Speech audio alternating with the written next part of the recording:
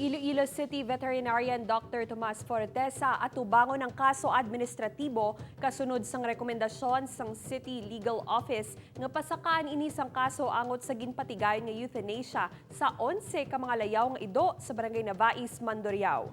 Si Zen Kilantang nakatutok. Nagwa sa resulta sang investigation report sang Iloilo City Legal Office nga wala sang ebidensya nga nagapakita nga nagatugas sang halit sa tao ang 11 ka mga layaw nga ido nga ginpaidalom sa euthanasia o kon mercy killing sa mga katapos sang City Veterinary Office sa Barangay Navais, Mandurriao. Bangod sini, ginrekomendar nga pasakaan sang kaso administratibo sanday City Veterinarian Dr. Tomas Fortesa kag walo pa sini ka mga personnel. Suno kay Fortesa, nagpangayo ang barangay sang bulig sa iya opisina bangod sang pagkabalaka nga madamo na sang stray dogs nga nagaliho-liho. Pag-aatubangon naman sini ang kaso administratibo nga ipasaka sang syudad. Unfortunately, I was not there. Ang kapitan nagpawala. So, yeah, naturally ako mamupukan kay deny nila. So, it's okay.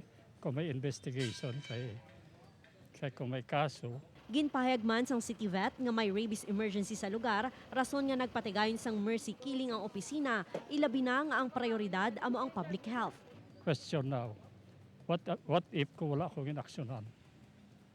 Kag may nagka-rabies, who will take the blame now? Especially if there's human death. Una na nga ginpahayag sang barangay nga madamo nang nakagat sang layaw nga ido, gani nagsulat sila kay Doc Fortesa nga pangdakpon ang mga ini. Wala naman nagpa-interview ang kapitan sang barangay angot sa issue.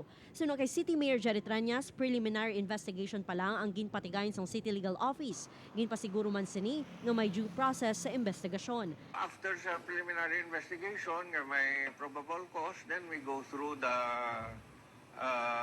hearing na may due process na. No? So, lantaon ta kung may recommendation nga may suspension sila while the hearing is being done. Upod Kiramel Porquia, Zen Kilantang, One Western Visayas.